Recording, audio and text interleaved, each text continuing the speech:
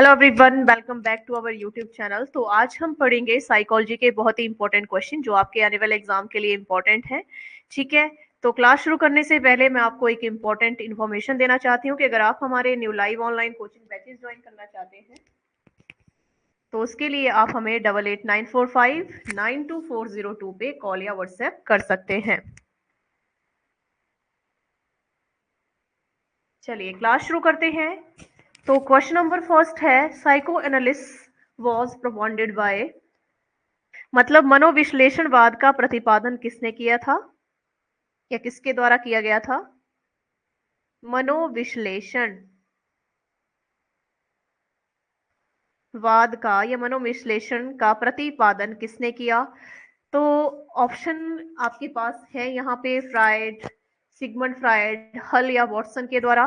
तो इसमें सही आंसर रहेगा Sigmund Freud. Option b is correct answer. Sigmund Freud ऑस्ट्रियाई न्यूरोलॉजिस्ट, ये क्या थे? न्यूरोलॉजिस्ट थे। ठीक है, न्यूरोलॉजिस्ट, ऑस्ट्रियाई न्यूरोलॉजिस्ट थे सिगमंड फ्राइड, जिन्होंने इसको क्या किया है? प्रतिपादित किया है, प्रपोनेंटेड किया है। ठीक है, जिन्होंने मानव मन और व्यक्तिगत को, जो व्यक्तित्व है, पर्सनैलिटी हो गई, उसको समझाने के लिए सिद्धांत विकसित किया था। ठीक है, और इसमें जो थी मन हमारी जो पर्सनैलिटी होती है, व्यक्तित्व होता है, ठीक है, तीन तरह की होती है। पर्सनैलिटी तीन तरह की, कौन सी? इद, ईगो और सुपर ईगो। तो इन्होंने थ्री जो थी पर्सनैलिटी बताई थी, कौन सी? इद, ईगो और सुपर ईगो। ठीक है, इद और सुपर ईगो के बीच में हमेशा क्या होती है? लड़ाई होती है। तो इद जो है वो किसके लिए है? प्लेजर के लिए। ये प्लेजर चाहता है, हमेशा खुशी चाहता है। ठीक है, इद क्या चाहता है? खुशी चाहता है। ठीक है, जबकि अगर हम बात करें ईगो की, तो ईगो वास्तविकता से रिलेटेड है, रियलिटी से, रियलिटी पर आधारित है। जबकि सुपर ईगो जो है वो मॉरलिटी पर आधारित है। किसके ऊपर? मॉरलिटी पर, नैतिकता पर आधारित है। तो इसी तरह से जो ईगो है, इसको पुलिसमैन भी कहा जाता है, रेफरी कहा जाता है ईगो को। क्यों? क्योंकि इद और सुपर ईगो के बीच में मध्यस्थता कौन बनाता है? ईगो बनाता है, इद और सुपर ईगो के बीच में। तो इस तरह से तीन तरह की पर्सनैलिटी थी। ठीक है, तो ये अवधारणा इसमें दी गई थी और ये सारा जो है सिगमंड फ्राइड ने बताया है। आई होप कि आपको फर्स्ट क्वेश्चन अच्छे से समझ आ गया होगा। चलिए सेकंड क्वेश्चन डिस्कस करते हैं। Second question is, Max Wertheimer is known in the field of, मतलब मैक्स बर्दिमर को किस क्षेत्र के रूप में जाना जाता है? तो मैक्स बर्दिमर को किस क्षेत्र के रूप में जाना जाता है या किसके लिए जाना जाता है? तो इसका सही आंसर आएगा, इन्हें गेस्टॉल्ट साइकोलॉजी के लिए जाना जाता है। इस क्षेत्र के लिए काफी जाना जाता है, गेस्टॉल्टवाद, यानी जो मैक्स बर्दिमर थे, इनको गेस्टॉल्ट मनोविज्ञान के लिए जाना जाता है। इनके संस्थापक भी जो है मैक्स बर्दिमर को ही माना जाता है, कहा जाता है।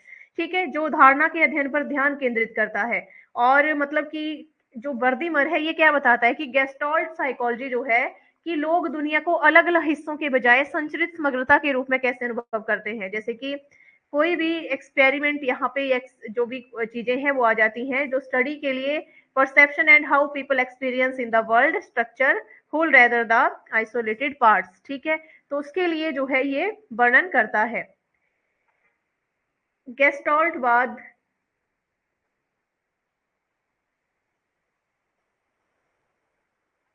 Gestalt psychology. ठीक है, तो ये आपको पता लग गई होगी गेस्टॉल्ट साइकोलॉजी। अगर आपने पढ़ी होगी तो आपको इसके बारे में भी पता ही होगा। The whole is different than the sum of its parts.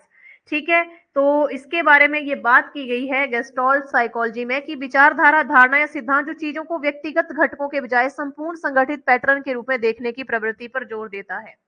ठीक है, मतलब गेस्टॉल्ट का मतलब ये होता है आकार। ठीक है, इसका मतलब क्या है? आकार। तो इस तरह से ये इसका सही आंसर रहेगा, option c is correct answer. And second third question is, structuralism was founded by, structuralism was founded by यानी इसके जो जनक हैं वो कौन रहे हैं? Structuralism was primarily founded by, right answer रहेगा यहाँ पे Wilhelm Wundt. Option c is correct answer. Wilhelm Wundt जो है इसके जो है फादर रहे हैं। ठीक है, मुख्य रूप से स्थापना संरचनावाद की विल्हेम वुंड के द्वारा की गई, जिन्होंने इसे मनोविज्ञान में विचार के पहले स्कूल के रूप में स्थापित किया था। ठीक है, बाद में इसके उनके छात्र जैसे एडवर्ड वी टिचनर द्वारा औपचारिक रूप से सहयोग किया गया था, यानी सहयोगी की अगर हम बात करें तो टिचनर आ जाएंगे। ठीक है, कौन आएंगे? टिचनर।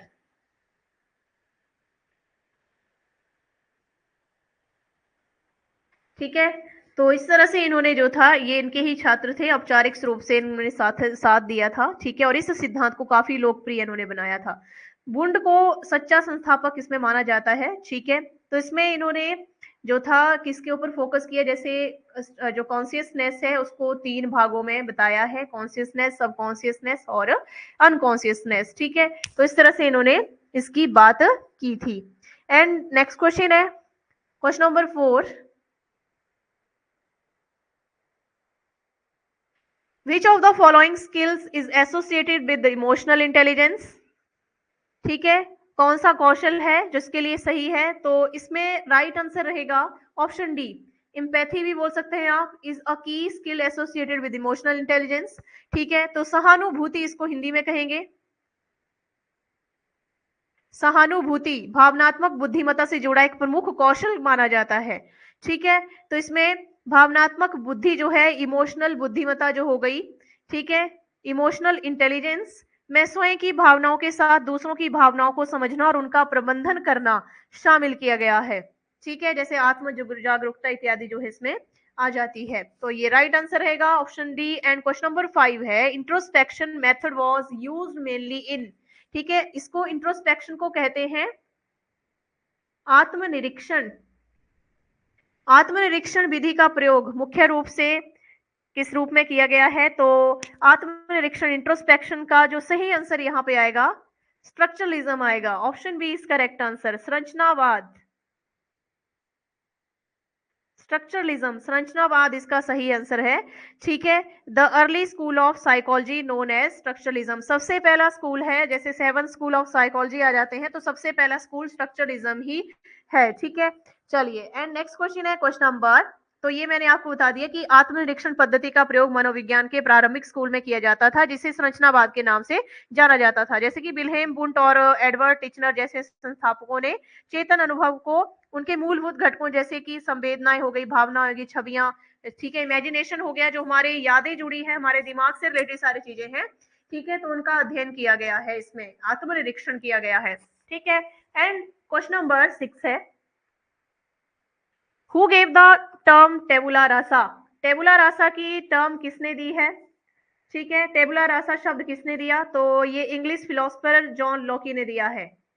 जॉन लॉक ने जो है इसका जो है फिलोसफर रहे हैं, ये दर्शन शास्त्र रहे हैं जिन्होंने टेबुला रासा दिया है। ठीक है, तो इसको आप कह सकते हैं जॉन लॉक ने 1690 में अपनी कृति एन एसे कंसिंग ह्यूमन अंडरस्टैंडिंग में टेबुला रासा, लैटिन भाषा में रिक्त स्लेट, ठीक है, कि इन्होंने क्या कहा कि बच्चे क्या है, एक खाली बर्तन की तरह है।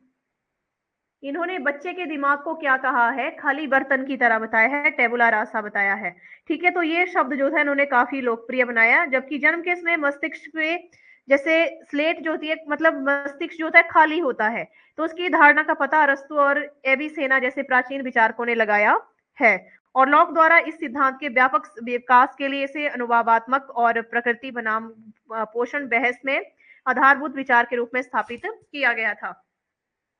तो इसका जॉन लॉक राइट आंसर रहेगा। And question number 7, who is at the centre of educational psychology? तो यहाँ पे मतलब है जो शिक्षा मनोविज्ञान के केंद्र में है, तो इसका लर्निंग मटेरियल हम लेंगे, ऑप्शन सी करेक्ट आंसर लेंगे, the learner and the child, मतलब लर्नर और चाइल्ड दोनों ही इसमें आ जाते हैं, शिक्षक और शिक्षार्थी। शिक्षार्थी या बच्चे पर होता है जो ध्यान होता है, क्योंकि शिक्षण और अधिगम जो लर्निंग होती है प्रक्रिया के मूल में होते हैं। शिक्षक, प्रशासक और अन्य कारक महत्वपूर्ण इसमें इंपॉर्टेंट फैक्ट्स रहते हैं, तो इसका ऑप्शन सी हम लेंगे। And question number 8, psychology is and present time is, तो मतलब यहाँ पे साइकोलॉजी वर्तमान समय में क्या है? तो इसको लिखेंगे स्टडी ऑफ बिहेवियर, मतलब व्यवहार का अध्ययन। व्यवहार का अध्ययन जो है इसे कहा जाता है, scientific study of the behaviour. ठीक है, तो व्यवहार का अध्ययन इसे कहा जाता है, इसके रूप में विकसित किया जाता है, जिसमें कौन कौन सी चीजें, जैसे कि कॉन्शियसनेस, चेतन, ठीक है, अचेतन, अनकॉन्शियसनेस और अवचेतन जैसी मुख्य भावनाओं, विचारों और मनुष्य द्वारा गैर मानवों अवलोकनीय कार्यों सहित विषयों की एक विस्तृत श्रृंखला शामिल की गई है। ठीक है, चलिए नेक्स्ट क्वेश्चन है, question number 9, Thorndike belong to which country. तो थॉर्नडाइक जो थे वो किस देश के हैं? तो इसमें राइट आंसर है USA, option C, United State of America. ये जो है Edward Thorndike the American psychologist belong to the United State of America, संयुक्त राज्य अमेरिका से संबंधित है, और इनका जन्म जो था विलियम्सबर्ग मैसाचुसेट्स में हुआ था। ठीक है, तो ये जो थे उन्होंने अपना अधिकांश करियर कोलंबिया विश्वविद्यालय के टीचर्स कॉलेज में बिताया था। ठीक है, एंड क्वेश्चन नंबर 10 है, who founded the first psychological lab, यानी प्रथम मनोविज्ञान प्रयोगशाला की स्थापना किसने की थी? तो इसका राइट आंसर रहेगा विलियम बुंट। ठीक है, विल्हेम बुंट इसका राइट आंसर है। Founded first experimental psychology laboratory in कब की थी? 1879 ईस्वी में। ठीक है, 1879 ईस्वी में जर्मनी के लिप्जिंग विश्वविद्यालय में पहली प्रयोगशाला स्थापित की थी।